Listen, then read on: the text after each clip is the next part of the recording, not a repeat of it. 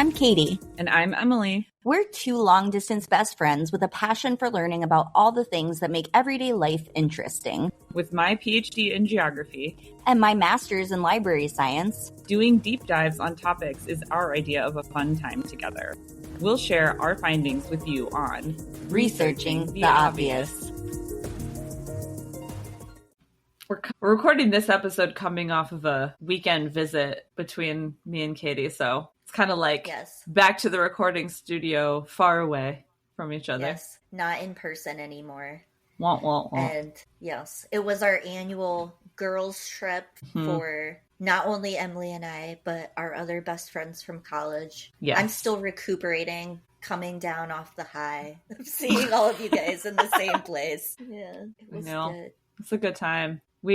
Katie and I, though, prior to the whole trip starting, we decided to have a quintessential girls' day, I guess, is what you want to call it. We spent the day at a Korean day spa, which, if you haven't been, they take that spa very seriously over there. Would return. Yeah, it was great. And after, a full day of pampering and sweating and whatever relaxing, cooling. Yeah, we rounded out the evening by watching a romantic comedy because, what else do you do on a girls' day? Yes. It was great. I love a movie night, especially after a day like that. It really was perfect. Yeah, it was good. And of course, while we're watching the movie, we're thinking about the Rom Com episode that we recorded. How could we not? Because, thinking about all the tropes and everything else that we talked about. And we thought it would be kind of cool in this episode to do sort of a review, kind of like what we did last season with the bottled water. A lot of people really enjoyed the bottled water review episode. Listening to us taste water and talk about it. Yes. We've gotten many photos of people sharing Dasanis in the wild, I will say. Yeah. Many photos from people. So I love it. Please keep sharing your Dasanis in the wild and how much you hate them. Yeah. Just like us. But we thought it would be fun to do another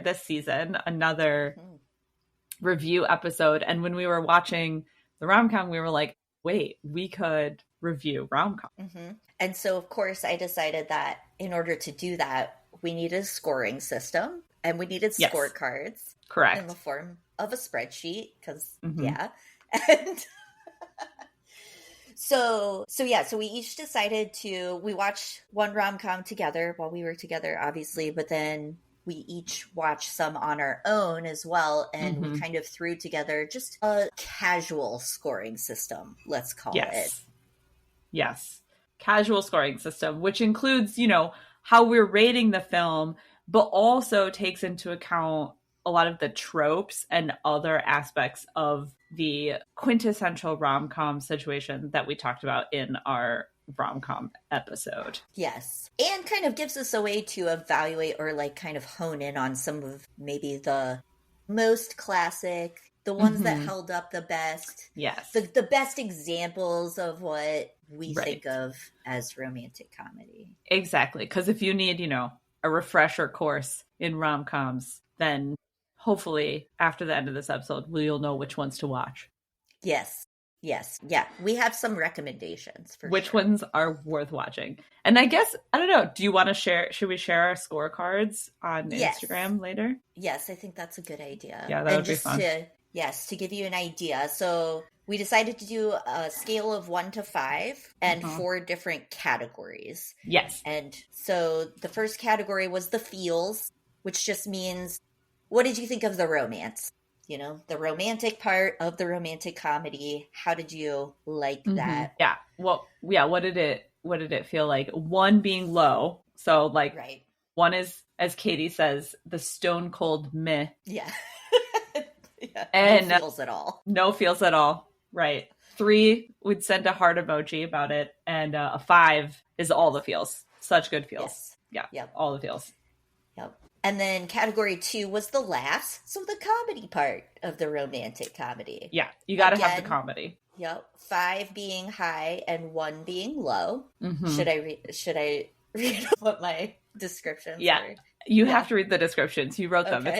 It's how I based my Okay. ratings All right, on your okay. descriptions. So 1 being, I'm winning a staring contest with this straight face. Like, you're not even a little no bit laughs abused. at all. Yep. 3 being, I chuckled. You know, some good little moments. And then 5 being raffle dongs, which is rolling on the floor laughing. On the floor laughing. Dongs. I forget what dong. Yeah, I forget that. That's a courtesy of your brother. Yeah. From also, a long time ago. I feel courtesy of a very specific era of millennials. So if you don't get it, then I don't know what to tell you. Yes. You're not the right age bracket. The third category, we labeled it the cringe factor because we had talked about whether or not these movies hold up or are realistic. And so we wanted to have a category that was like, is it, does it stand the test of time? Right.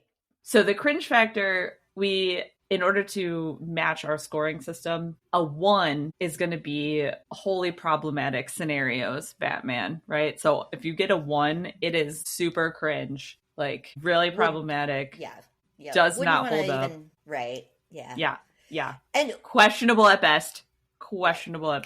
Right. Yeah. A 3 is okay. Maybe there's some stuff that you have to sort of suspend reality for, but you can deal with it. And then a 5, we just decided it's millennial and Gen Z approved. So cancel culture cringe. Wouldn't touch it. Exactly. Very little cringe. Very little. Holds up great. And I will say too, like, I understand that a lot of these are from a different era or a different time. So like we took that into consideration, but also some things just don't age well. And when you watch them again, you're kind of like, oh, like that's not as funny as I used to be. Or like, it's not like, I'm not really laughing about that now. Exactly. Like you can kind of suspend reality on some part and be like, it's from a different era. But some things you're like, no, we shouldn't be pushing that narrative anymore. Yeah. And that just should have been staying in the past. I scored this one based on like my actual face. Like if I actually made a cringe face at some jokes or things, I was like, ooh, yep, okay. Yeah. Should probably 100%. dock a point on that one. Yes. Yeah. There were definitely more than one movie I watched where I was like, oh no. So maybe avoid these ones that are real cringy. We'll see. Yeah. Yep. And then the last category is just personal preference. So just whether or not we liked it, thought it was good. Obviously, we're going to be biased on, like, it's just our own personal feelings about it. But again, 5 being high, 1 being low. 5 being, love this for me. 3, it's fine. 1, ew, David. Ew, David. Ew. Yeah, I did not like that at all. Yeah. So with the scoring system, you have a potential total of 20 points at the end. And so we just made a little note for each movie that we watched on how we would score each of those with the totals. And then we also made note of all of the tropes we could find as we went along too. Yes. Yeah. And so we'll mention the tropes. I won't go through this list. Basically, it's the tropes that we talked about in the rom-com episode, but we'll talk about the plot in relation to the tropes. How they show up. Yeah. And I don't know. How do you feel, Katie? I don't really want to have spoilers, but at the same time, these movies are all old. So. I think, yes. I would say if you are planning on having a romantic comedy marathon and you don't want to know anything about any romantic comedy, don't listen to this episode. Yeah. We're going to talk about stuff. We have to. Yeah, we have to talk about the tropes. And so, it's definitely not a spoiler-free episode. We'll mention the movie first. So if you haven't seen it and you don't want spoilers, you can kind of like fast forward a little bit. Yep. But yeah, it's going to be spoilers. But as you said, most of these are older too. I would hope most people have seen these. And if you haven't, maybe after you hear us talk about it, you'll want to see it. That's true. Yeah, there are a couple newer ones, but yeah, for the most part, these are at least 20 years old practically at this point. Sometimes more. Yeah. I tried to do a sampling of some even older ones, so yeah. So after our day of spying, we'll start with the movie that we watched together so you can kind of understand the score system and how this is going to work out. Yes.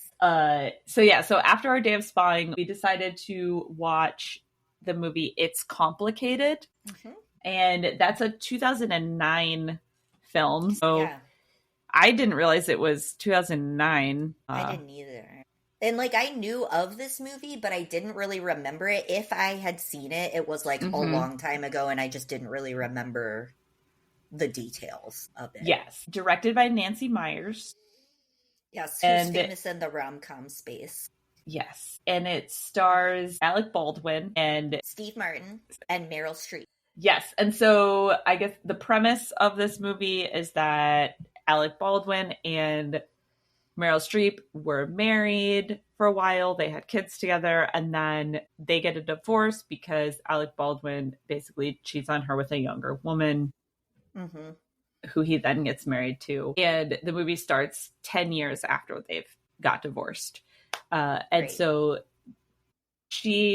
Meryl Streep's character went through a journey to get to where she is now and is feeling better about herself and better about the divorce, but she's is still a business owner. Yes. Pastry chef. Yes. Has her cute little house, like Tuscan inspired home. Her kids are graduating from college, and John Krasinski's in it as her daughter's fiance. Oh, yeah. Yeah. That was so random. I was like, hey, John Krasinski. But 2009 John Krasinski, so he's definitely still just Jim from The Office. 100% in the at that point. Yep. Yeah. But so she is single and, you know, kind of getting a little lonely because of the empty nest thing. Through a secondary meet cute situation, her and Alec Baldwin end up eating dinner together and basically getting drunk, reminiscing on old times, and then having a fling. So she ends up sort of having this affair, essentially, with her ex-husband. Because he's married. He's married to the new woman.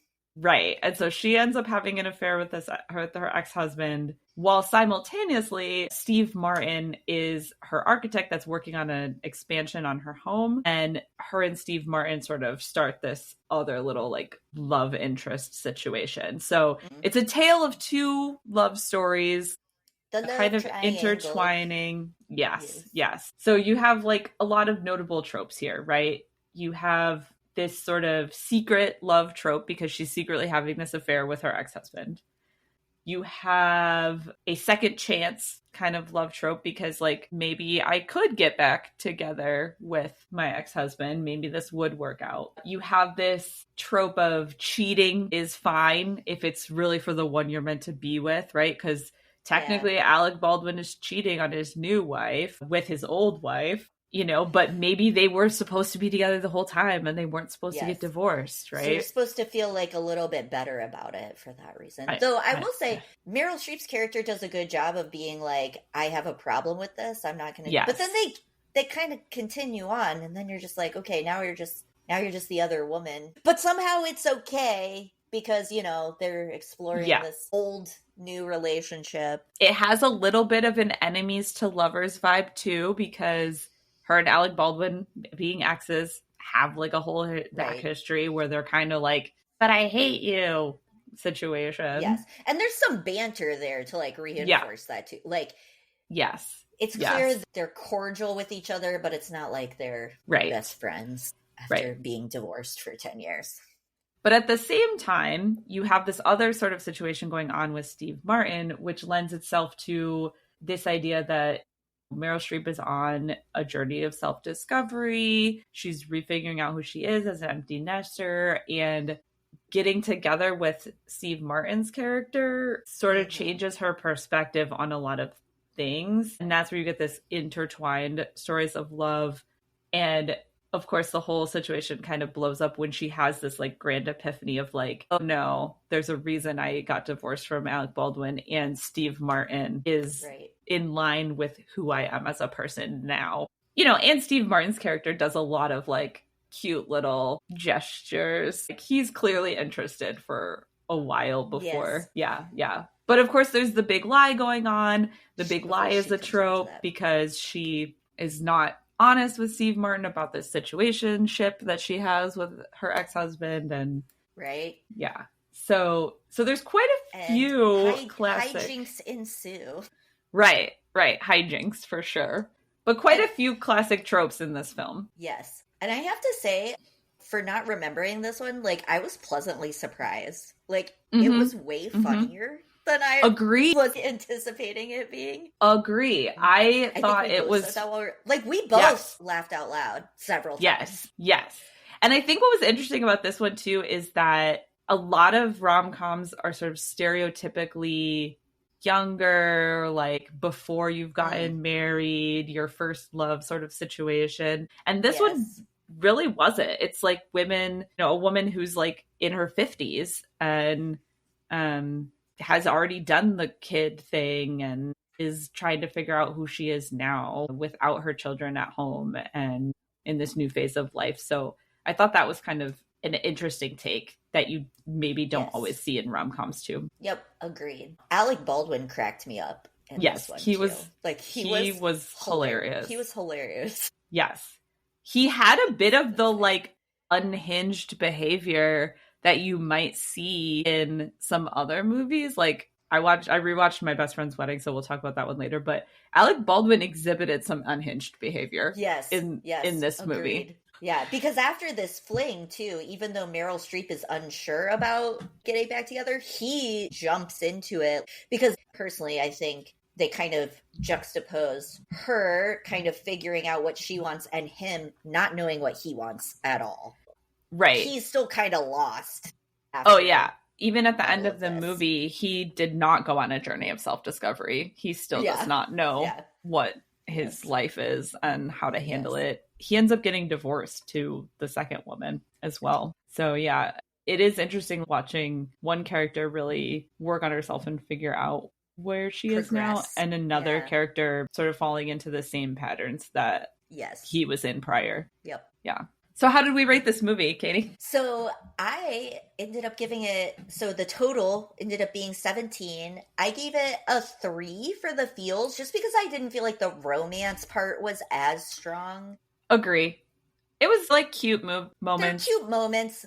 Especially with Steve Martin, I felt like there was cute. With Alec Baldwin, it was a little more, I don't want to say cringy because we rated the cringe because I don't think it was cringy, but it was just a little more like, is it really I don't know how romantic you're being right now. Yes. Or if you're just falling back into comfortable things. Yes. Yeah. So I put it in the middle for feels. And then I gave it a 5 for laughs because we laughed. Yeah. We laughed a lot. It was really funny. It was funny. Like solid humor. Yeah. Agree. I was surprised. I was like, oh wow, I don't remember this being so funny. And I laughed a lot. Yep. And I gave it a 5 for cringe because I didn't really feel like there were any cringe moments. It was like it was good. It was a good story with nothing really that made me I agree. hesitate. If you're okay with the premise that Meryl Streep is having an affair with her ex-husband, like if that premise doesn't bother you, then I think realistically there's not any other cringeworthy things in this movie. It held up really well from 2009. Yep. And then personal preference, I gave it a 4 out of 5. Like, would watch again. Yeah. For sure. Yep. Yeah. I thought it was a pretty solid and interesting example of a rom-com. Yes. And I think I gave it a 4 instead of a 5 just because for me, the romance part, I could have done with a little bit more for a romantic comedy. But that's agreed. But the rest of it, great. So I went back and watched what I consider to be a quintessential millennial rom-com moment. Also starring Heath Ledger, which if I haven't talked about that man on this podcast yet, I'm surprised because I think we talked about him when I talked about the posters that were hanging in my college dorm because they were just large posters of Heath Ledger's face. Let's just be real. Yeah. Multiple large posters of Heath Ledger. True. So I watched 10 Things I Hate About You, which is classic in the sense that it is, 1999 solid rom-com from that era, but also classic in the sense that it's based on Shakespeare. So, we shouldn't be surprised that it's exhibiting a lot of quintessential rom-com tropes, and we shouldn't be surprised that it is holding up when it's ultimately a Shakespeare story. So if you're unfamiliar, 10 Things I Hate About You, like I said, from 1999, directed by Gil Junger, is how you say his name. I don't know. I'm not familiar with him. Gil. So it stars Heath Ledger, Julia Stiles. They're like the main romance people. But then Joseph Gordon-Levitt's in it. So, you know, before they were together in Batman, they were together in this film, which makes me laugh. Larissa Oleynik, who I know as from The Secret Life of Alex Mack, but yes, on Nickelodeon. Yes, David Krumholtz, who is Bernard. Please. Yeah, from the Santa Claus. From the Santa Claus. That's what I always recognize him from. Yeah, but also like random other people are in this. Like Allison Janney is the principal. Oh yeah, she's fantastic. Yeah, it's got a lot of folks in it. It's a good cast. Yes. In terms of tropes, there's literally so many.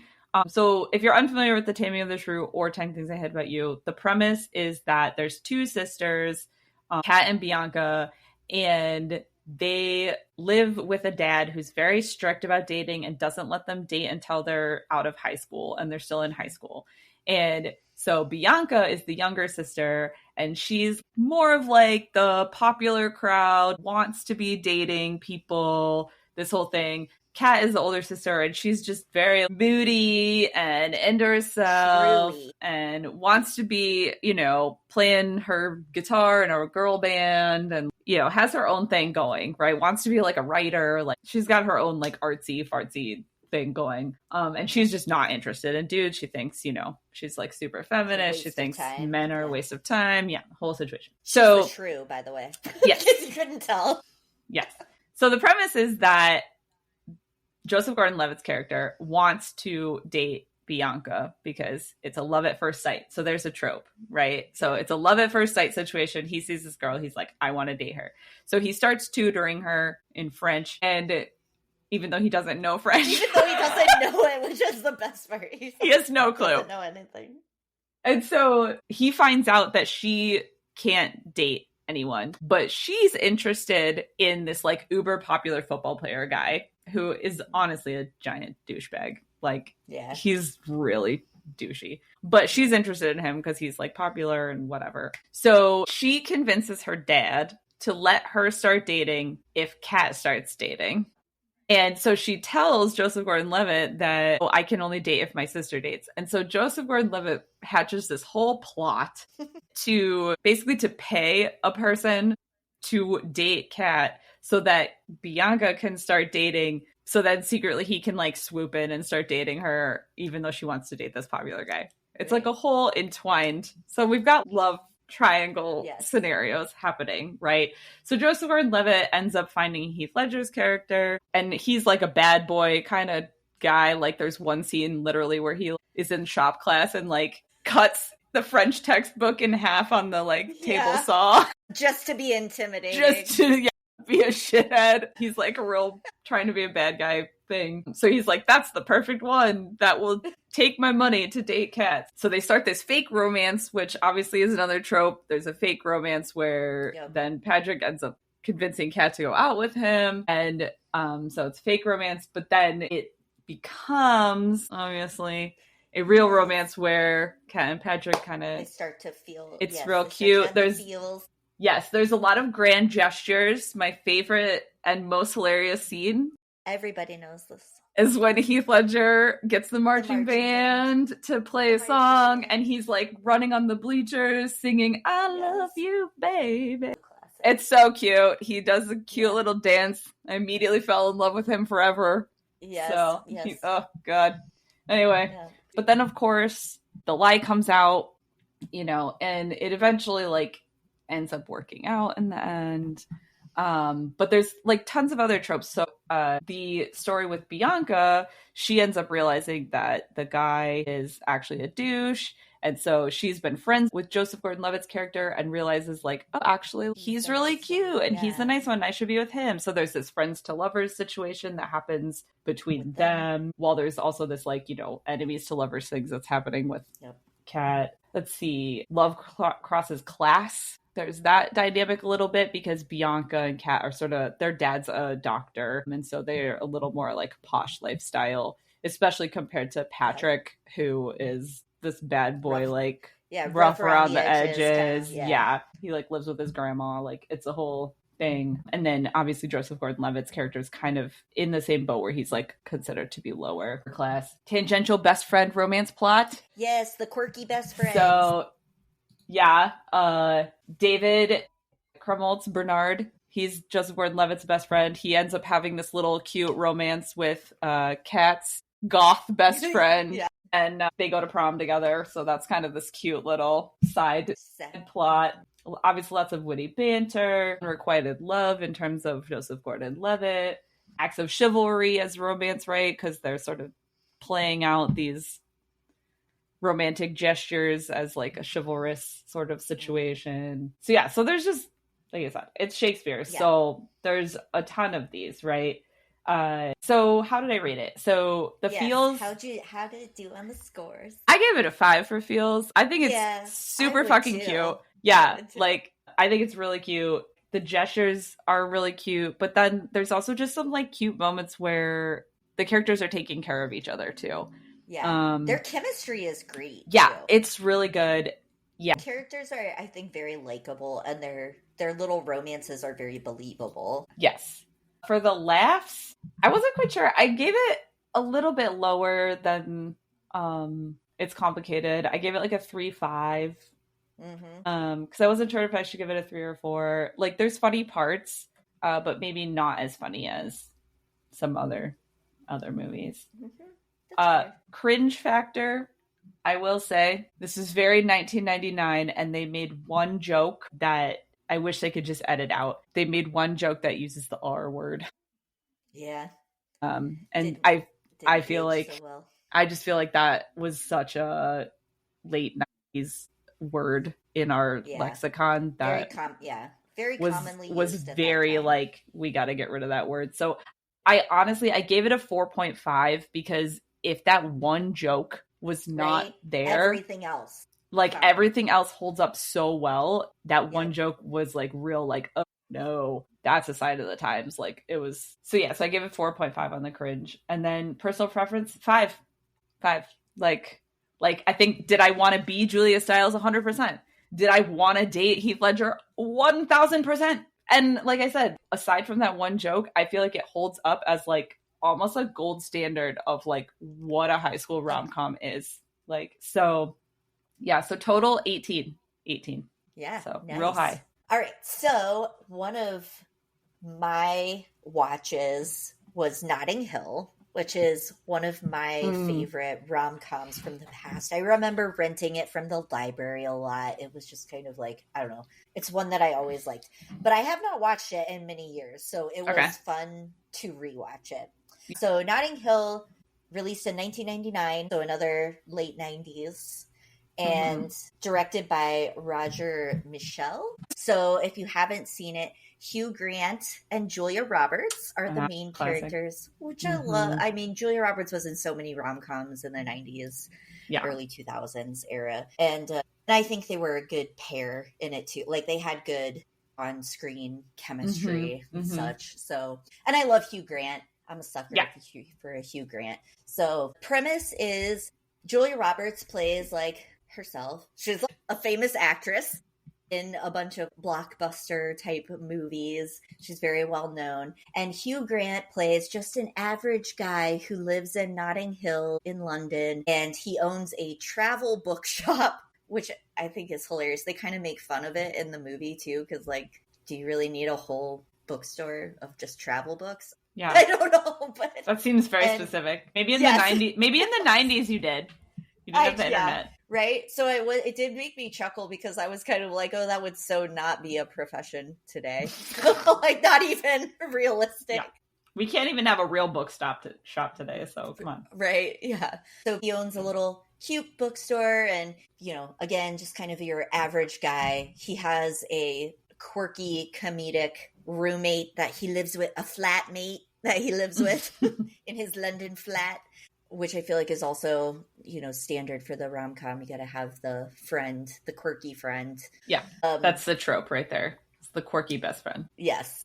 And so one day, Julia Roberts comes into his bookstore And he recognizes her, but he doesn't like say anything. And then she leaves and he goes to get a coffee and an orange juice for the other person who works in the bookshop. And as he's coming back, he runs into her and spills the orange juice on her, which she's very upset about, which I think is the classic meet cute trope, right? And he's like, oh, I live around the corner. And so, I can let you change or whatever and get you cleaned up. And she agrees. And so they just kind of have this moment where they meet each other. And, he's kind of in awe of her because, she's this big, beautiful actress. So anyway, that's kind of the start of, several things that happen that build on their romance.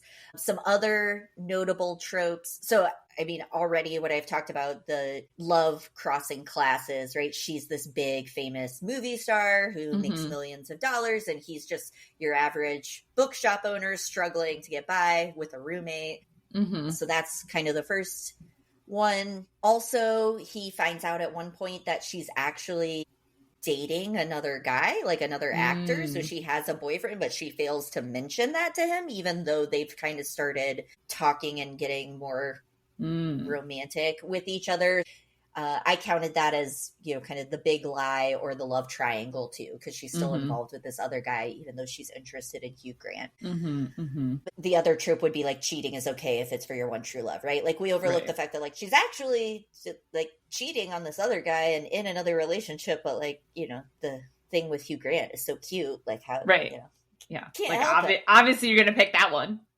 Yes. He has kind of this little posse of quirky friends and family members that she meets that are just like so lovable and things like that. And they're also on the side ends up being a tangential best friend romance with his roommate and his quirky younger sister. So that's part of it. And there's definitely what I call the climactic chase after.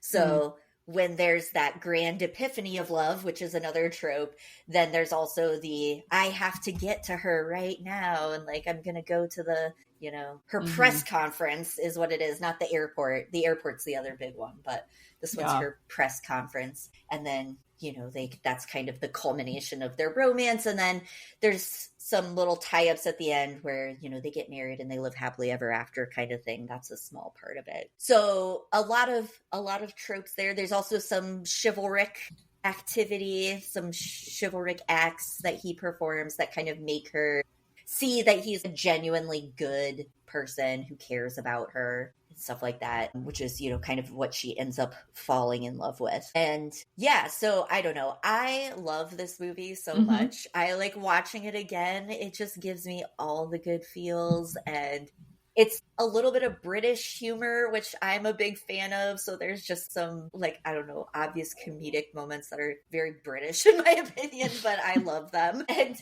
Hugh Grant is just very likable in it. I mean, he's that average guy kind of thing, but also he's just so cute and sweet and a little bit bumbling, but also just really nice. And I think he's more likable than her, actually. She's you're a little bit back and forth on her. Like she's sometimes she acts kind of snooty because she's that upper class, that actress. But yeah, I just really, really loved everything about it. Also, Alec Baldwin makes an appearance. I had totally forgotten Another that Alec too. Baldwin. He's in it for like 5 minutes. Oh, weird. He is her boyfriend, her actor boyfriend. And he's in it just long enough to establish that he's kind of an asshole too. So that's the other reason that cheating is okay, because he's a jerk. And right, yeah, he's not worth it. Yeah. Yes. Yeah. So really everything about it I really love. It's a fantastic soundtrack too. Oh my gosh. So many classic 90s romance songs. Highly recommend. And score-wise, for the feels, I gave it a 5. Oh, it makes me all warm and tingly inside just watching Hugh Grant and Julia Roberts get together. Laughs, I gave it a 4 because I found it pretty funny. I think between his quirky family and some of his kind of British humor moments, like I laughed. And then cringe factor, I gave it a 5. I really felt like there was nothing in it that made me feel like, ooh, that didn't age well. It was very much just, to me, classic romance and good story and good writing. And then personal preference, I gave it a 5 because it's one of my favorites of all time, which gave it a whopping score of 19. Oh, wow. That's high. It was my top scorer. I forgot how much I loved it, to be honest. I was like watching it. I was like, I can't believe it's been so long since I watched this. Okay, I'm going to change gears and I'll do one that I rated low. So since I was on this like high school kick with 10 Things I Hate About You, I watched Never Been Kissed, which is also sort of a high school-ish situation. And it also came out in 1999. So I thought that was kind of interesting. And Never Been Kissed was directed by Raja Gosnell, Michael Vartan, but also appearances by Jessica Alba and James Franco and Octavia Spencer, Molly Shannon also, and John C. Reilly. Yeah, so there's like a decent number of people in this movie. But the premise is that Drew Barrymore works at a newspaper and they had a successful like undercover story. And so they want to do another one. And someone pitches the idea of sending someone undercover to a high school to like learn more about like what the youths are interested in these days. And so Drew Barrymore is this very like awkward and uncomfortable person who she's in her early 20s, like pretty much out of college, but you know, she's never had a boyfriend, hence never been kissed. You know, she's just this really awkward girl who had a very crappy high school experience, and she is the one that ends up getting picked by John C. Reilly, who's her boss. Anyway, to go do the story. And of course, the whole thing is just comedic farce from the beginning because she was like the least popular girl in her high school situation that now has to go back undercover in a high school and figure out like what the popular kids are enjoying and doing. Right. So it had a couple tropes. I mean, a decent number of tropes, I should say. First of all, she has the whole makeover montage because she has to like become a high school student again. Right. There's sort of, I felt like I categorized it as sort of a second chance situation, even though it's not necessarily with the same like romantic partner. It's like a second chance for her to go back to high school and be a different person in that scenario. Let's see, there's obviously this whole like lie because she's lying about being a high school student. But then, you know, so where does the rom come in of this supposed rom-com, right? Like, you're like, okay, so she's going back to high school, undercover, cute. Here's where it gets so cringy that I had a hard time watching it, I will be honest, which sucked because it was hilarious up until this moment, right? The whole premise is hilarious. Honestly, Drew Barrymore, hilarious in this movie. Like, she's so funny. And the makeover and her going back to high school, hilarious. Like, it's very funny. Her outfit that she picks, absurd. And it's really funny. And then you have the meet cute, which is where the movie goes downhill. Because the meet cute is with Drew Barrymore and her English teacher. Yeah. And, you know, it's one thing, I think, for a high school student to be crushing on a teacher. But the movie takes it to the extent where then the high school teacher is crushing on her. And he doesn't know that she's not a student. Yeah. And, you know, as an audience member, you're like, but she's actually 25. But he doesn't know that, right? And so it becomes real cringy real fast. So you have this meet cute. There's lots of witty banter because, you know, she's funny and she's older, but he doesn't know she's older, right? So she's able to make these like smart comments and do well in his English class because she went to school for journalism. So, you know, there's banter there, right? But it's almost like a catfish situation, I feel, right? I kind of used that mistaken identity catfish trope here because she is not who she says she is. She's right. Yeah. And she's pretending to be a student. She's pretending to be someone under 18. He helps her with her college application at one point in the movie, right? Like he is like he kind of becomes like a quote unquote mentor to her too. Correct. So it's almost like he takes her under his wing and then Yeah. So what's crazy to me about this movie is that they actually acknowledge this fact. Like there are scenes where she is riding the Ferris wheel with him, right? And he still thinks she's his student. Yeah. And he makes a comment about how it is inappropriate for him to be doing this activity with her, and how it is inappropriate for him to have feelings about her. Like, he literally, like, they bring it up about how it is an inappropriate scenario and how the teacher is crossing a line and all this stuff. And they bring it up in the movie, but then they just keep doing it. Yeah, to the point where she's wearing this secret little camera pin on her thing, and the whole newspaper office is watching her camera footage and acting about how it's so cute, this interaction with her and the teacher, right? And it's just, anyway, it becomes real cringy real fast. The other trope is at the end, there's a grand declaration of love. She ends the movie by going to a baseball field and is like, I'm sorry I lied. Come find me on this baseball field and we can be together. I've never been kissed and you can kiss me. Blah.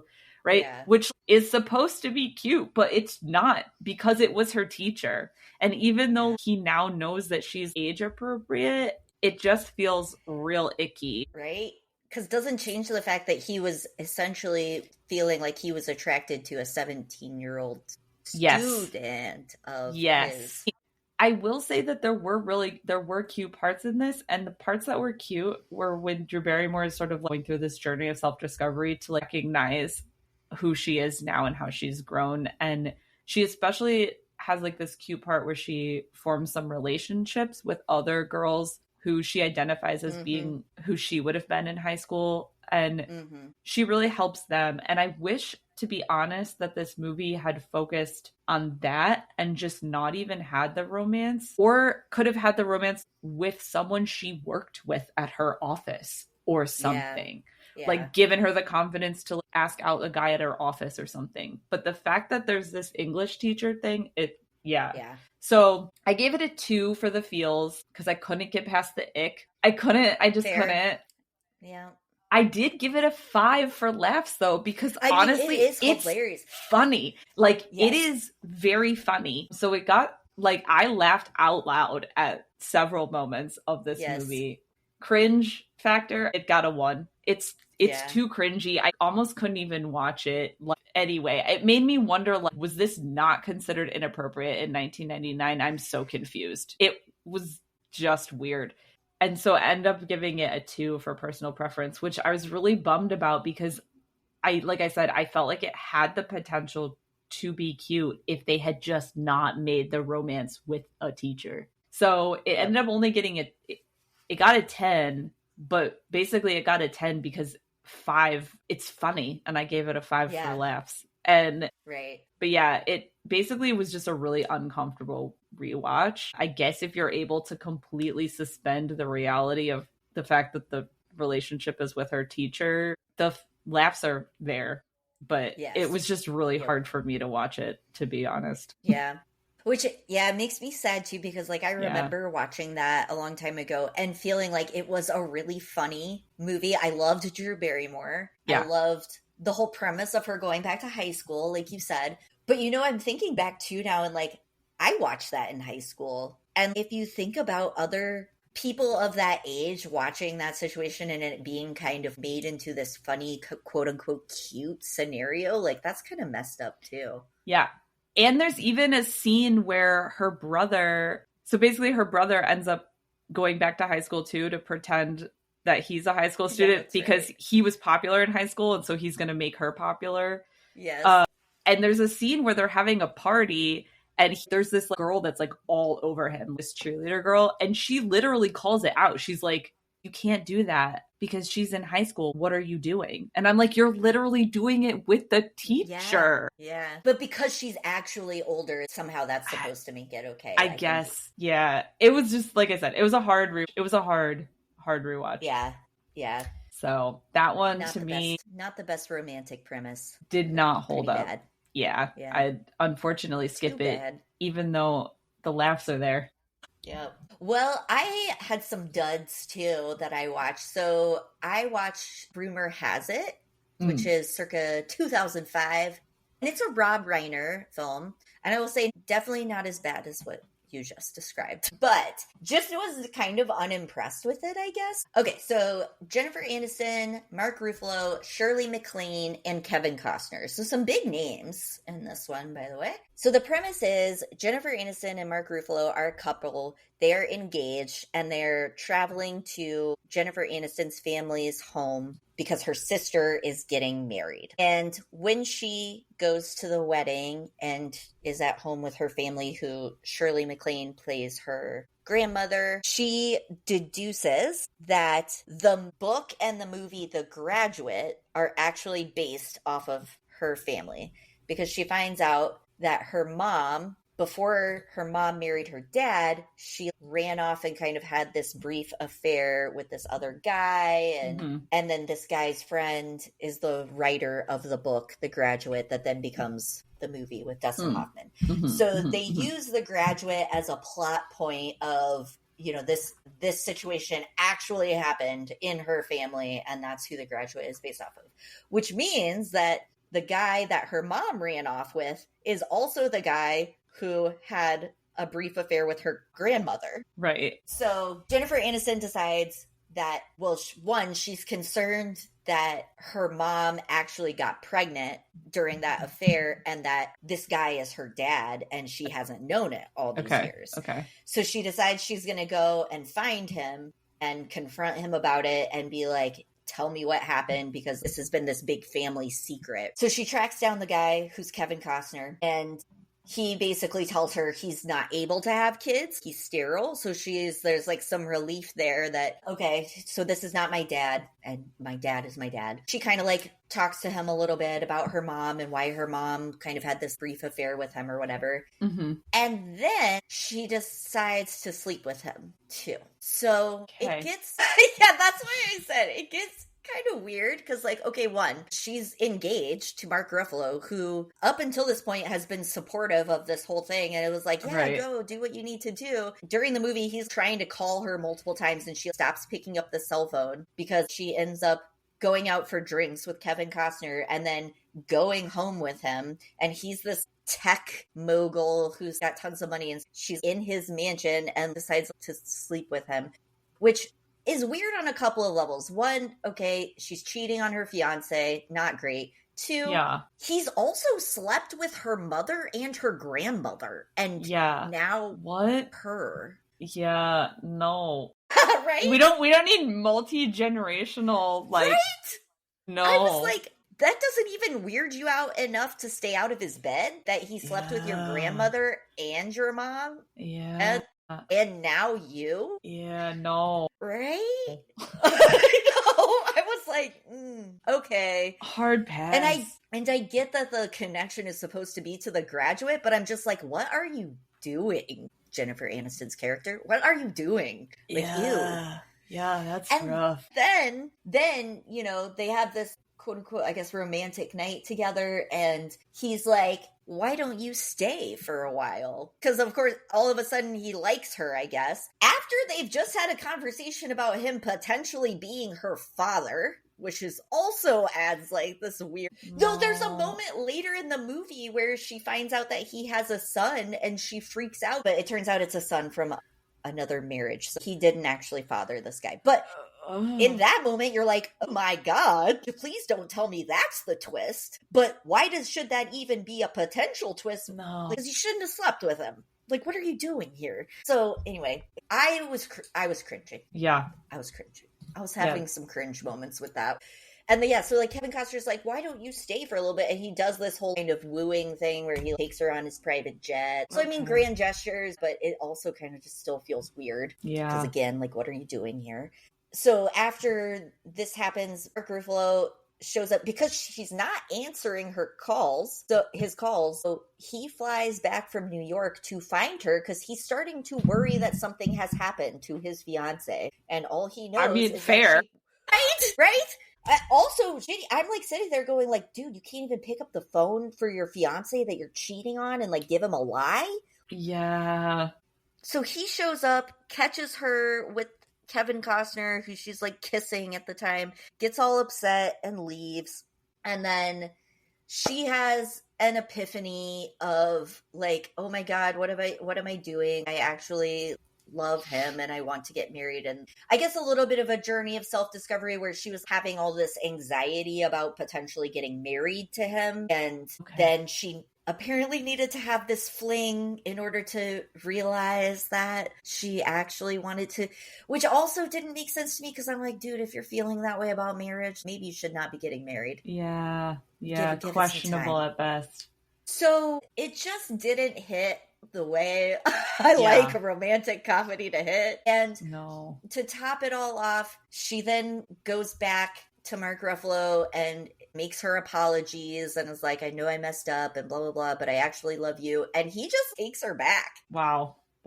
Okay. Even though I may not be actually ready for marriage, I'm just going to take you back and get married. Yeah, because I went and had an affair with this dude who also slept with my grandma and also slept with my mom. Yeah. And I guess I just did the same thing as my mom, which is like I got scared before I got married and I just had to have this adventure before. I don't know. It just didn't work for me. I don't think that's working out the generational trauma that it thinks it is. Right? Yeah, it didn't hit for me. Yeah. So, even actually as I'm talking about it, I'm lowering some of my scores because, it was actually real bad. Like, I think I was being too generous here. So, for the feels, I gave it a 2. I mean, I guess some of her and Mark Ruffalo was, like, kind of cute, but it was also so problematic because you really messed this up. And he just kind of takes you back and there's really no, I don't know, no redeeming qualities there to their relationship.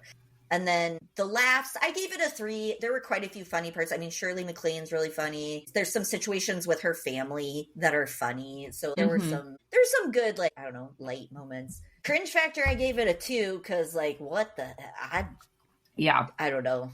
No. I just am trying to imagine a world where sleeping with the same man who's also slept with your grandmother and your mom is a good idea. No, there's no world in which that should even exist as a plot point. Yeah. Like, agree. Yeah. Personal preference, I gave it a 2. I mean, I love Jennifer Aniston. I love, like, it was fine. It was okay. It was just okay. But the whole scenario was just kind of real weird for me. Yeah, no, that does feel. But yeah, definitely some tropes in there too. The love triangle kind of situation because she, kind of runs off with that guy. Marriage is definitely a central theme in this whole her struggling with the idea of marriage. Love on the rocks. I might be putting it lightly. Comes to me like what are you doing? Yeah. Do you really love him? Because it doesn't seem like there's that much of a struggle there. And there's a little climactic chase at the end. Mark Ruffalo, poor guy, like he at first is kind of so mad at her that he's like, no, and she leaves. And then he goes after her. And I'm really, dude? Yeah. You deserve better. Right. You deserve better. Mm. So. Wow. Total 9. Yeah. Real low. Real low on that scale. I had high hopes because I love Jennifer Aniston and I think she's in some great movies. And I saw Jennifer Aniston, Shirley MacLaine, Kevin Costner. Like, ooh. Yeah, but no. Would not recommend necessarily.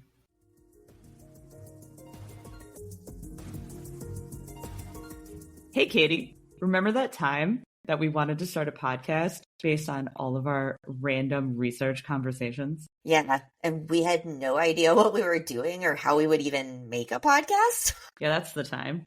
It was a really good thing we found Podbean, because that made it super easy to upload all of our episodes to multiple streaming platforms. Podbean is a really simple platform for hosting and publishing your podcast. So, if you and your best friend are having random conversations that you think should be a podcast, check out Podbean. And if you do, use our link to get a month free. Podbean.com/obvious. That's PODBEAN.com/obvious. And become super cool podcasters like us. World famous.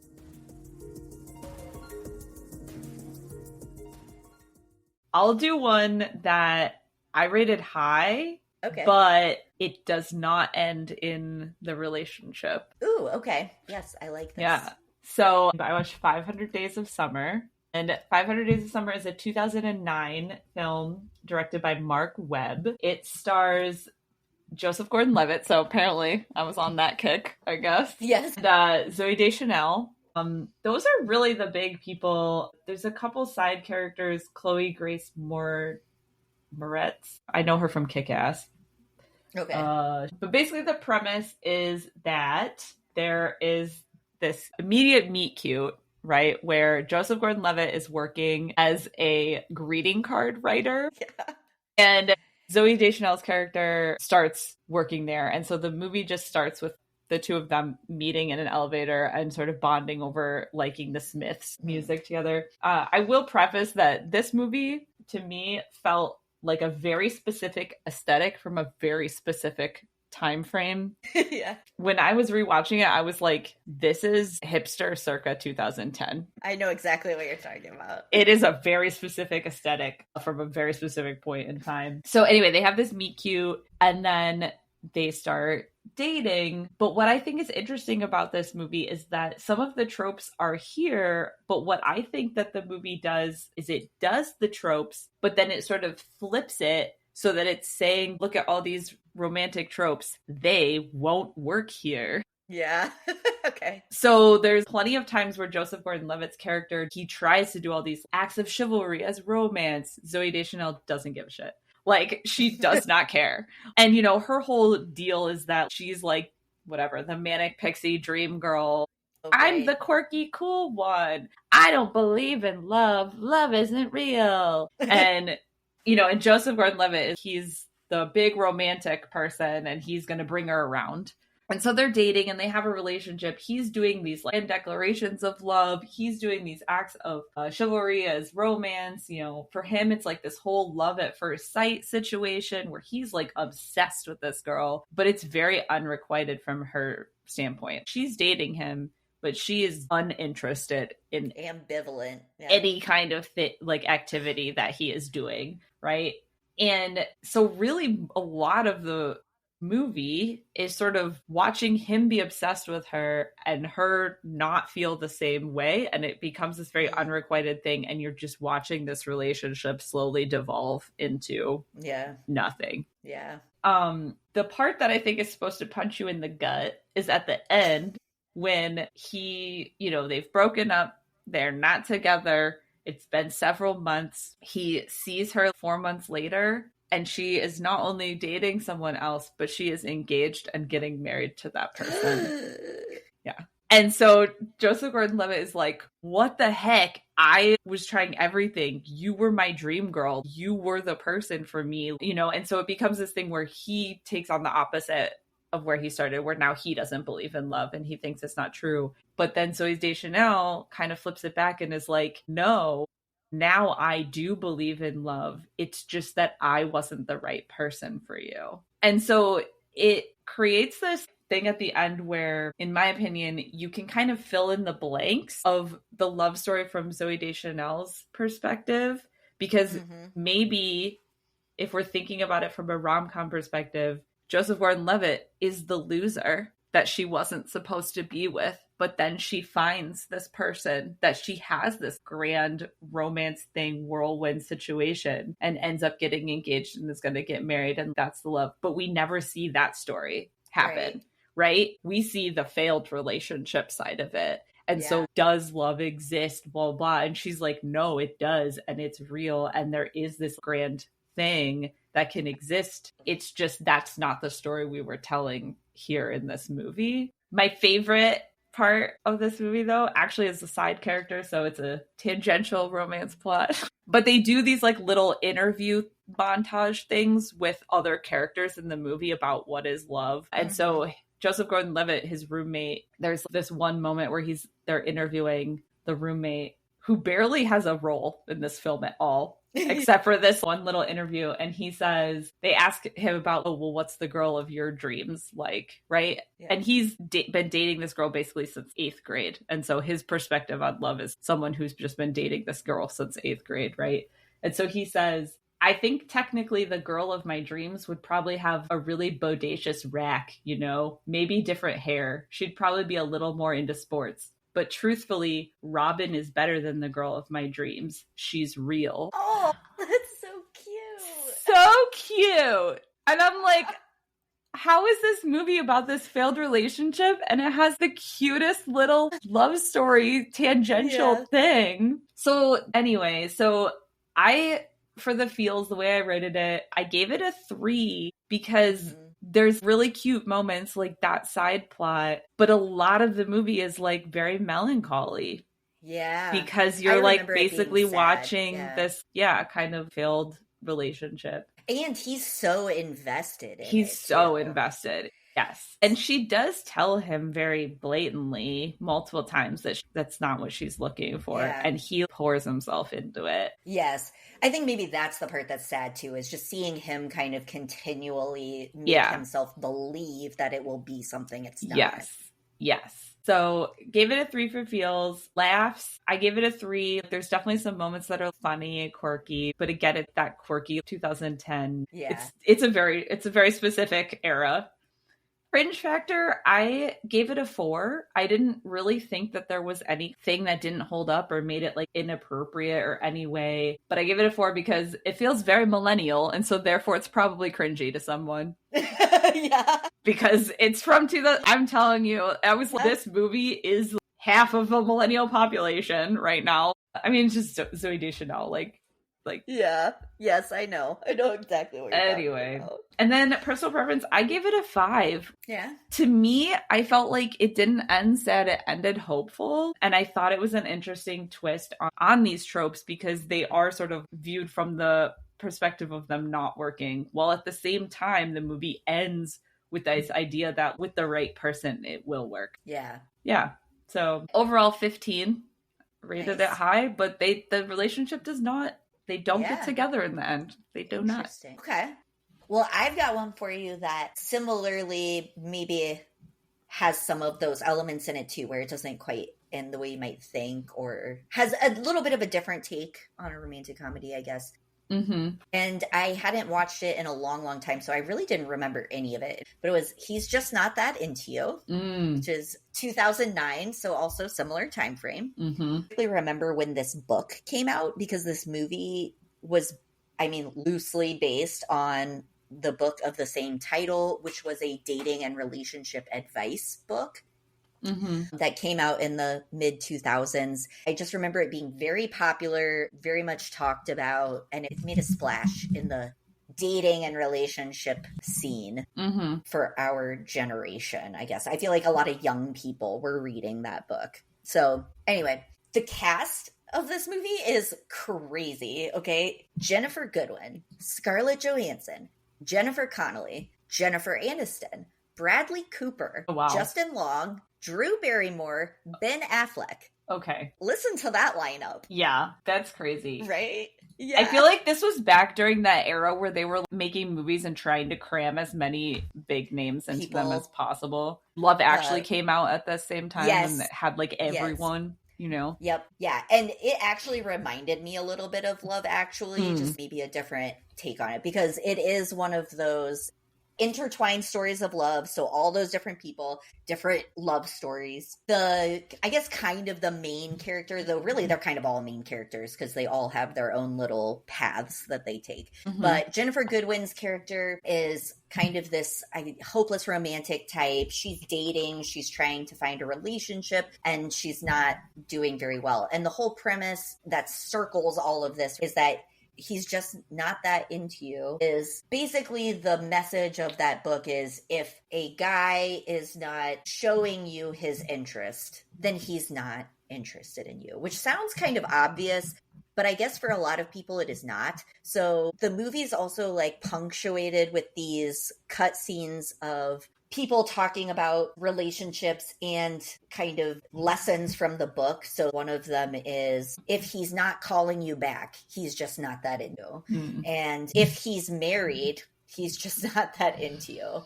Or if he's sleeping with someone else, he's just not that into you. But basically calling out all of these situations that apparently women get themselves in, and they're kind of are making it okay or trying to convince themselves that maybe it'll work out. So that's the advice portion of it, I guess. kind of like a straight talk about relationships. Okay. These are red flags, right? It's the Yeah. original red flag book. So anyway, Ginnifer Goodwin, she's kind of hopeless romantic. She's dating. She's also kind of obsessively, even when guys are not calling her back or whatever, she's trying to figure out, well, why not? Maybe he just, forgot, or maybe he was busy, or maybe it's like, kind of trying to make it okay and like pursue relationships where he's not, just not showing interest.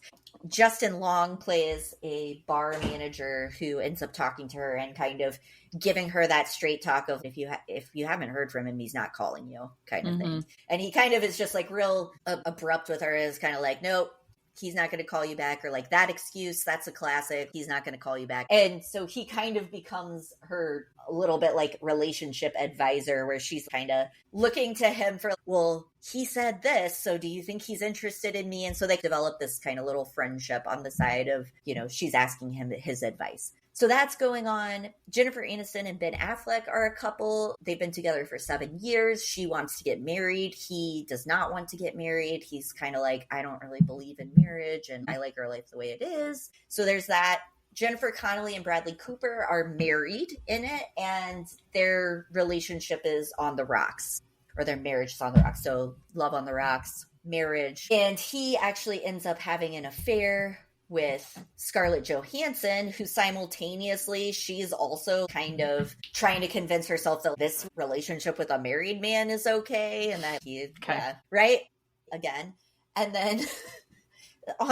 then she also is involved, and I say involved loosely, with this guy who they're really like friends. She's like friend zoned him, and she's kind of using him as a friend, and they've slept together before, but they're not anymore. But he's in love with her. So there's a little unrequited love story, the love triangle between, Bradley Cooper, Jennifer Connelly, and Scarlett Johansson. So there's a lot. There's friends to lovers, because in the end, Jennifer Goodwin and Justin Long end up getting together. They kind of realize that as he's been giving her all this advice, and stuff, that they've developed this friendship and they actually like each other. And Jennifer Aniston and Ben Affleck, she breaks up with him because she thinks that because he won't marry her, that she needs to leave him behind. But then she kind of realizes that relationship was actually really good. And even though he doesn't want to get married, maybe that's not the most important thing, because he's actually the person that I want to be with. So maybe marriage shouldn't be a deal breaker. And then he proposes anyway. So, Yeah.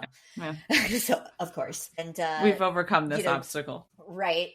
And then Bradley Cooper and Jennifer Connelly and Scarlett Johansson, their stuff is just like a mess. Like, he's just kind of a lying, shitty person. She finally realizes it and divorces him. Scarlett Johansson realizes he's kind of a shitty person too, and she breaks it off. And so anyway, it's obviously multiple storylines of different romances and love stories that end in varying ways. Some of them end like The Country Wife. Yes, exactly. Exactly. It really is. That's kind of what it reminded me of. And then, so I was actually surprised. I actually liked this one more than I thought I would, just because I thought it was a pretty good representation of just different love stories, good and bad, right? And the main romance between Jennifer Goodwin and Justin Long is actually pretty cute. They're pretty cute together.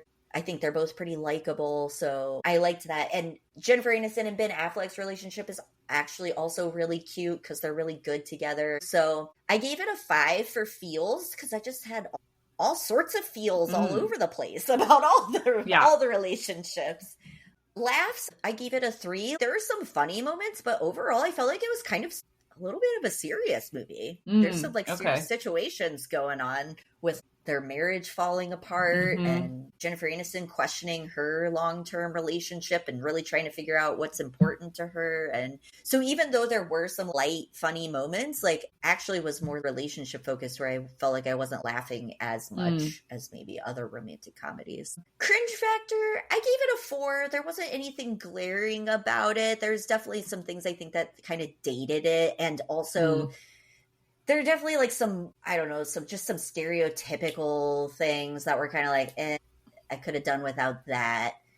Personal preference, I gave it a 4. So it ended up with a 16. Wow. And I thought it was pretty good. Pretty good. Okay. I'll have to check that one out. I haven't seen that one. Yeah, I'd be interested to see what you thought of it. I was kind of pleasantly surprised. Oh. And it gave me Love Actually vibes, but American. It's Okay. set in Baltimore. You Oh, see the Domino hey. Sugar sign. I don't think they Nice. actually filmed it in Baltimore, Yeah. but you can definitely tell that there's row houses, and they do put the Domino Sugar sign in one of the windows. Heyo. Yeah. So there you go. I'll talk about now the one that I rated the lowest because we've talked about it. And also, I felt like it was a really kind of interesting juxtaposition to 500 Days of Summer because the relationship also doesn't work out. And that is My Best Friend's Wedding. My Best Friend's Wedding is 1997 and it's directed by P.J. Hogan. It stars Julia Roberts, Dermot Mulroney. Is that how you say his name? Anyway, I know him from The Wedding Date is what I always think of when I think of him, not My Best Friend's Wedding, which is funny. Anyway, it also has Cameron Diaz in it, and Carrie Preston is in it, and Rupert Everett. But anyway, if you are unfamiliar with this film, I actually think it's a really good one to contrast with 500 Days of Summer because Julia Roberts is also sort of a manic pixie dream girl situation. Yeah. Where she's like hard worker, too busy for love, but also like real cute. And, you know, she's got a male best friend who's just like my best friend, but he's a man. And so, you know, they apparently dated for like 2 days in college, but then decided that they were going to be best friends instead. Right. And so the premise is that he calls her up, her best friend, calls her up and is like, hey, I really need to talk to you. I'm really hoping that you're going to come to visit this weekend because I'm getting married. And somehow she is like shocked about this, even though he's supposed to be her best friend. Her best friend. Yeah. Right. And is all of a sudden like, wait, you're getting married? And so he asks her to be basically his best man in his wedding because they're supposed to be best friends. But how she had no clue that any of this was happening is beyond me. Yeah. Thanks for the advance notice too, to be in a wedding. Right. And also you didn't even know he was dating? Like, what is happening here? Yeah. Anyway, okay, so we're putting that aside as red flag number 1 in this movie. And then, so she goes, but what she realizes is, oh my God, how is he marrying someone else? He's supposed to be my person. So she basically just decides that she's going to break up the wedding so that she can be with him instead, even though previously she's never had any interest in not only being with him, but just like marriage and love, period. Right. Basically, someone took her toy and she doesn't correct, like it. Right. Because he's her best friend, even though she had no idea he was dating someone and getting engaged and getting married. Right. Yeah. So anyway, so she goes, and then his fiance is Cameron Diaz. And so she basically spends the whole movie trying to break them up, doing increasingly more and more unhinged things to try to break them up. And at first I was starting to kind of laugh at it, but then there's a scene that in my mind takes it completely over the edge where she breaks into Cameron Diaz's dad's office and sends an email basically to get her best friend fired from his job as a sports writer. She doesn't actually hit send. She somehow saves it in the drafts folder.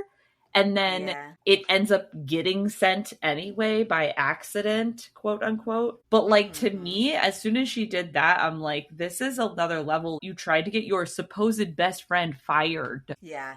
And you're trying to come in between him and a person that he supposedly loves and is getting married to. Yeah, and honestly, Cameron Diaz to me is the best part of this movie. She is lovely in this movie. Yeah. I felt like she was the best part of this movie. It's a really great character for her. She's very brilliant in it. She's pretty funny. She's also really sweet. I love her in this movie. Yeah. And Julia Roberts is just a mean girl. To the extreme. Yeah. Yes. Like it goes beyond unhinged, I think. She's like, you're literally trying to ruin your best friend's career in an attempt to stop this wedding from happening. And steal him away. Yes. And steal him away. And I think the quintessential like line in this movie is when there's the big climactic chase, right? It's like the second chance. Julia Roberts trying to have a second chance with this guy.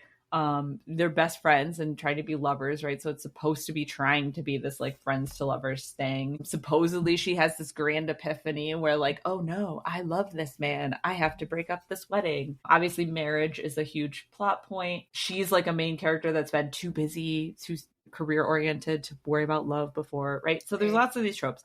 There is the climactic chase scene where Julia Roberts becomes kind of successful in this attempt to break up the marriage, and Cameron Diaz finds out and runs away. And so then her best friend chases Cameron Diaz, and so Julia Roberts chases her best friend and is like, no, you're supposed to be with me. And while that's happening, one of Julia Roberts' other friends calls her on her massively large cell phone as she's like running. And, you know, she's explaining to him, she's like, oh, Cameron Diaz is running and he's chasing her and I'm chasing him. And her friend on the phone goes, well, who's chasing you? Yeah. Right. And so like that's supposed to be, I think, the big moment in the movie where she realizes, oh shit, like what am I doing? And then the movie ends in a big marriage scene between her best friend and Cameron Diaz. And she's still invited. And she still attends and is in the wedding party. Yeah. And goes. And to me, I'm just like, how on earth is her best friend remaining friends with her after this situation? You literally tried to get him fired and his career ruined. You tried to break up a wedding that was legitimately, they love each other and are good for each other. Yeah, you clearly don't care about his happiness or what he wants. Right. And yeah. So I don't know how they even are remaining friends at the end of this movie, to be honest. And there's ways to try to be funny about breaking someone up, right? And I think that It's Complicated does that with Alec Baldwin's character. Yes. Yep. And it's funny and you're like, like what a weirdo. The choices she's making to try to break up the relationship are not just like goofy like situations. They're harmful. Yeah. Not a good friend. So the way I rated it, I gave it a 2 for the feels because quite frankly, the parts with Cameron Diaz are very cute and they have a very cute relationship. But Julia Roberts, it just feels like you're trying to watch someone hopefully learn their lesson about being a shithead. Yeah. But then it's okay at the end. She's not even really held accountable for anything that she does the whole time either. Right. So I gave it 2 for feels. I also gave it a 2 for the laughs because, like I said, it was hard to even laugh at some of these scenarios because they were not funny. She's trying to ruin her supposed best friend's life. Cringe factor 2. Like, it's just very cringy because what are you doing if this is really your best friend? Yeah. Like, that's kind of like watching a train wreck. Yes. Personal preference, I also just gave it a 2 because after rewatching it, I was like, no, none of this is okay. I don't want to watch this woman devolve again, you know? Yeah. So anyway, total score 8. Oof. Doesn't hold up. I honestly wouldn't even recommend a rewatch. Yeah. No. Doesn't do it for me. Oof. Doesn't do it for me. Nope. Well, maybe we can end on a higher note because I will say that, you know, I lamented the downfall of the romantic comedy over the years and why, you know, the golden age of the romantic comedy has ended and where are all the romantic comedies? Where have they gone? Yeah. I found one. Yay! I found one from 2022 that was so cute and it had all of my favorite rom-com situations and I was just like, very happy with it. All right. So it was Marry Me and came out in 2022, directed by Kat Coiro. I'm not familiar with her, but it was Owen Wilson and Jennifer Lopez. And then Sarah Silverman was the nice. Comedic little funny best friend. Quirky best friend. Oh, she's a great option. Great option for that. Yes, she was. So premise of the story is Jennifer Lopez plays, well, herself. She plays a pop star, you know, big pop star, just like J-Lo. She's dating this other pop star, this kind of like young, hot Latin man who like sings in Spanish and stuff. And they have this duet going where they've done some songs together and they've created a song called Marry Me. And it's very catchy, by the way, because since J-Lo's in it, they actually did the music. So that's fun too. There's like some original songs. So they've created this song called Marry Me, and they have decided that they're going to get married on stage in front of all of their fans at one of their biggest concerts in New York City. Okay. Meanwhile, Owen Wilson is just your average dude. Just your average likable guy. Sounds about right for Owen Wilson. Yes, exactly. He plays it so well. And he's a math teacher. He is divorced. He has a daughter and a really cute dog. And Sarah Silverman is the guidance counselor at the school, so she's his friend. And so Sarah Silverman convinces him to come to this concert because she's obsessed with J-Lo's, the pop star character. Okay. And her date falls through. And so she brings Owen Wilson and his daughter, and Owen Wilson's like, okay, like, I don't even know who this person is, but she convinces him to come because he thinks his daughter will like it. So he's like, okay, fine, we'll go. Yeah. So minutes before J-Lo goes on stage to marry this other pop star, she finds out via smartphone media that he has been cheating on her. Oh. And so she goes out on stage and she's kind of like dumbstruck of what to do. So she decides that she's not going to marry him. And instead, she's looking out into the crowd and she sees Owen Wilson holding a poster that says "Marry Me" because of the song "Marry Me." Like everyone's waving posters and stuff. And she kind of makes eye contact with him and is like, I'll marry you, and decides to do it as this publicity stunt a little bit so that she's not just standing up there alone, not getting married to this pop star that she's, So they go up and they get married. But afterwards, they kind of have this discussion where they're like, they're not pretending that like this is actually going to work. But she's like, this will help me out, just like publicity wise. Can you give me 3 months of, going through the motions, some photo ops and things like that. And then at the end of it, whatever, no big deal, we'll get it annulled. But at least this way I'm not just the girl who's like left at the altar kind of like, found out. Sure. Was, And so Owen Wilson reluctantly agrees to this. So one of my favorite tropes, fake relationship becomes real love. Love it. Yes. And also love crosses class because, he's just the average math teacher. And average she's Joe. The multi-million dollar pop star with her fabulous life. Obviously, they kind of start going through this fake relationship and they end up developing real feelings for each other. Again, all the stuff I love, just real cute. They actually had really good chemistry, which I was kind of surprised about. I didn't really picture Owen Wilson and J-Lo, but it was good.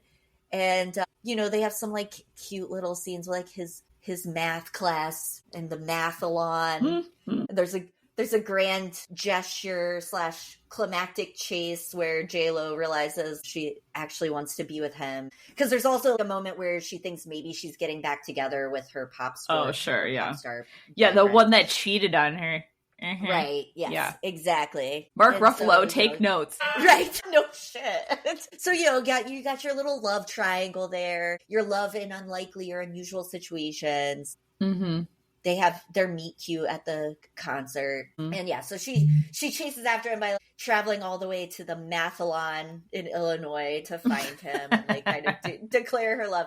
It was just super cute. I was so pleasantly surprised by it. We talked a little bit about how some of these romantic comedy stuff is difficult in the age of technology. And I felt like they handled that really well. They kind of made it apparent that she's a public figure who's concerned about social media and is really involved in that. And then Owen Wilson has a flip phone still. So like he doesn't even have a smartphone. He does not own any social media, but he's such a dad. Hot dads. Yes, right, exactly. Yep, it worked for me. Let me just say, it worked for me all around. Zaddy vibes. And just like all their interactions are really cute. The music was fun because J-Lo sings in it, and there's like a couple of pop songs that they clearly make for the movie. The rom-com isn't dead, guys. It's not dead. Well, I know. But so that's why I wanted to end with that one, because I was like, how did I miss this in 2022? It's what I've been searching for. I love it. Feels, I gave it a 5. Yeah, romantic. Yeah. It worked. Laughs, I gave it a 4. I would say, it wasn't the funniest movie I ever watched, but it was Owen Wilson. I mean, he's funny. Agree. Can't help it. Agree. And Sarah Silverman was hilarious. Too. Yeah. Cringe factor, I gave it a 5 because me, it's 2022. They know. They know what they're doing. They know what's up. They're trying. Yep. And then, personal preference, I gave it a 4. So overall, 18 out of 20. Ooh. That was my second highest after. Yeah, I was going to say that's up there with my 10 Things I Hate About You. Yeah. So this was fun, and I think I'm probably going to just continue watching romantic comedies for who knows, weeks. It's going to be weeks of just rom-com after rom-com. And that's what I was going to say is we watched more than what we were able to talk about in this episode without making it way too long. So we will put our scorecards together into some Instagram posts and put all our scorecards up. And then I would love it if you used our scorecards and scored your own. I think that'd be fun. Yes, I would love that too. Let us know. And I'd also love to hear about more rom-coms that maybe I haven't yet discovered, like this one, because I'm a fan. And apparently they're out there. I'm just not aware of them, or they're harder to find because I'm not going to Blockbuster on Friday night and perusing the shelves. Yes, it's true. It's true. One quick note before we end our episode today. Our schedule is going to be slightly shifted in October because of some travel, personal travel. So instead of an episode coming out 2 weeks from now, it's actually going to come out 3 weeks from now. So we'll have an episode on October 14th and then another one on October 28th. So just a heads up that you'll have to wait 3 weeks for the next episode, but that gives you plenty of time to watch some rom-coms in between.